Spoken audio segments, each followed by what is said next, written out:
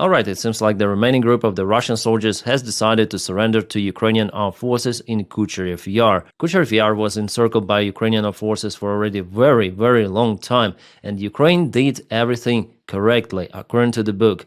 Not in a rush, but Ukraine little by little managed to take this settlement under control using lots of the drones and infantry forces. And after all, Kucheryev Yar is very important for Ukrainian defense because it's the last settlement on the way to Zoloty Kolodets, where there is a main Ukrainian defense line ongoing in Donbass. So the next goes for this Russian group encircled in the south. Well, actually they already tried to exit their very terrible state. Probably it was one of their last desperate attempts to get out from this trap. But they chose kind of the strange direction towards Shakhova, and of course they were stopped by Ukrainian army already. For now, this Russian operation just failed. Usually Russians try to move just during the nighttime, covered with a special infantry thermal cloaks. Let me show you. Here I have this kind of the video. Yeah, I saw it today. So you may see kind of the large group of the Russian armed forces. Well, it's kind of the stupid move for them to move in this large group. Usually they move by 1-2 persons maximum. Here it was an easy target for Ukrainian drone operators. And imagine if they're not moving, they easily might be some sort of this area, yeah? Maybe those are the bushes or something. The thermal cloaks definitely help Russian infantry, but then they use it in a smart way. This group was not smart at all. So Ukraine has some certain success in this area, but speaking about the Pokrovsk direction, well, there Russia took more territory, especially in Lentovichi, where Ukraine tried to perform the counterattack, but it was repelled by the Russian army, and the Russians took more ground, and for now, I don't think it's real to cut this Russian supply vector towards Troyanda and Shakhtarsky district. I think it's not possible, and the urban fights are ongoing. Russia storms Pokrovsk already with infantry forces. Yeah, not with the main army group they have, but it's just a matter of time. And also just recently Russians tried to advance from Promen towards Mirnograd, where they lost some of the infantry armored vehicles. The place was geolocated, definitely Russia has losses there. Yeah, they tried to go on a road with some of the vehicle. This is BTR, it was stopped and kaputted. Actually 2 of the BTRs, this is the other one, and I found it on Igor Girkin channel, wow!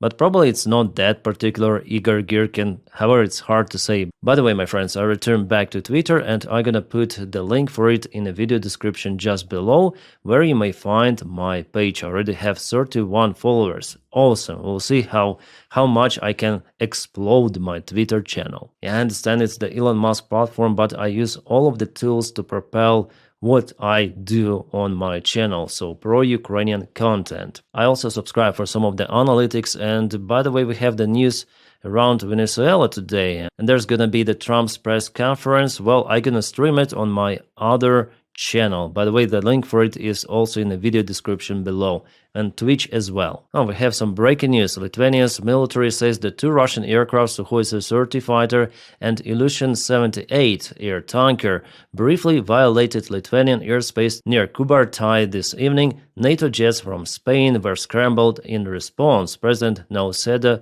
condemned the gross violation of international law. Yeah, condemn, each time condemn. Does Lithuania has its own air defense at least? Probably they do not have their own fighter jets, but at least air defense, I think they should have something. It is a second case for the last few months that Russian jets violate NATO airspace in Baltic states. And still there is no response. Well, maybe they follow route directives. Do not shut down Russian airplanes unless they possess threat. Well, Russian airplanes always possess threat if they fly to your airspace and they carry weaponry, missiles, bombs, and so on. And who knows what they might carry. Yeah, here Nauseda says about the case with the Russian fighter jet. So please, NATO, reinforce the air defense of Lithuania because they need it, it looks like. If you really care about some sort of the security, Putin will escalate more and more. And here's the place where it was the violation of the airspace, so they entered to Kaliningrad region of Russia, then turned back and touched probably Lithuania, a little. Maybe not a little. For now, it's not been specified. So you see, Putin tries to escalate with drones, with nuclear exercise, now with violation of the airspace once again. Putin sees no reaction from NATO, so he will intensify those provocations. Alright guys, let's go back to the front line. So with this situation, I guess it's all understandable. On the right with Konstantinivka direction, everything without major changes. Russia lost one vehicle in Chasiv Yar and one tank, but those are the old losses dated several days ago. After Russian failed attempts in Pokrovsk-Dobrapida, they hesitate to use many of the vehicles. In Siversk, well, the situation is plus minus also the same.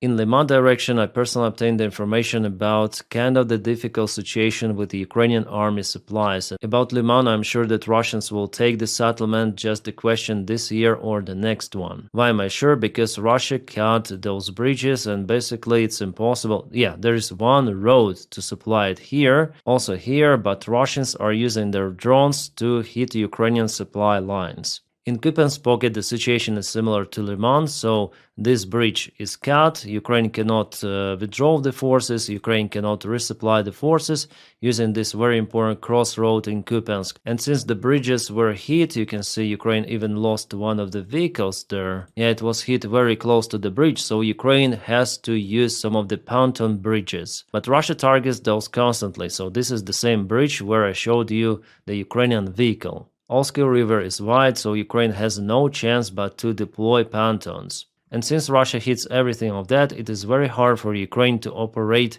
in this entire region, so I don't see perspective for Ukraine to hold it for extensive period of time, unfortunately. Also, we had the situation in Kharkiv region, Vovchansk. Russians managed to assault with infantry groups straight to the settlement. So far, they expanded the gray area, but in Vovchansk, there were no heavy fights for already extensive period of time.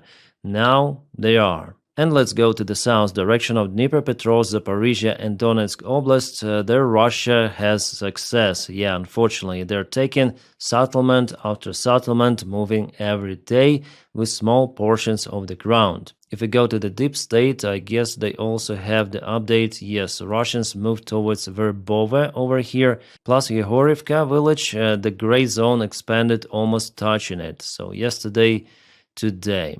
And if we go to August, for example, you see August, the first one, and it is today. So definitely Russia is moving in this place. Ukraine is still not capable to stop this major offensive and will not be capable until Russians reach Pokrovsk and the main defense line of Ukraine. I think like that. Or maybe they will be stopped by this river, Vovcha river, that can go something like that, but yeah, they still move. And we already have the Putin's reaction on sanctions and so on. He basically sings the same song, and Russia will continue this war. It is understandable from his rhetorics. He said that it was a mistake, that no one may scare the strong country as Russia. Plus, if there are some of the Tomahawk missiles supplied to Ukraine, Russia is ready and will respond. How? Well, he didn't specify. He was cheerful. He doesn't care about those sanctions, really, from what I understood. He was even joking about European sanctions that touch even the toilet delivery to Russia. Yeah, how Russians will survive without any toilets. And I personally think that Russia may definitely intensify the strikes on Ukraine.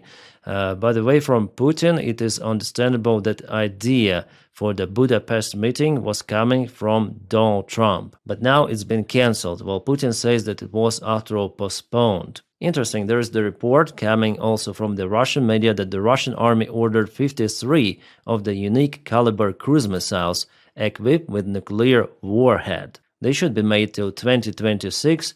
Is there something special about this? Well, I'm not sure. Maybe their army wants to equip their ships and submarines with calibers. Oh, interesting. China state major companies suspend Russian oil buys due to sanctions, sources say. Wow. Are those good news? Well, not too much, they just suspended temporarily. Private Chinese companies still continue to purchase, and even state companies continue to purchase, just using pipelines. For now, Chinese state companies avoid to operate with Russian ships, with a shadow fleet, just not to get the secondary sanctions, but private companies, again, they continue to fully operate. So China may create some of the private companies and continue to operate with Russia.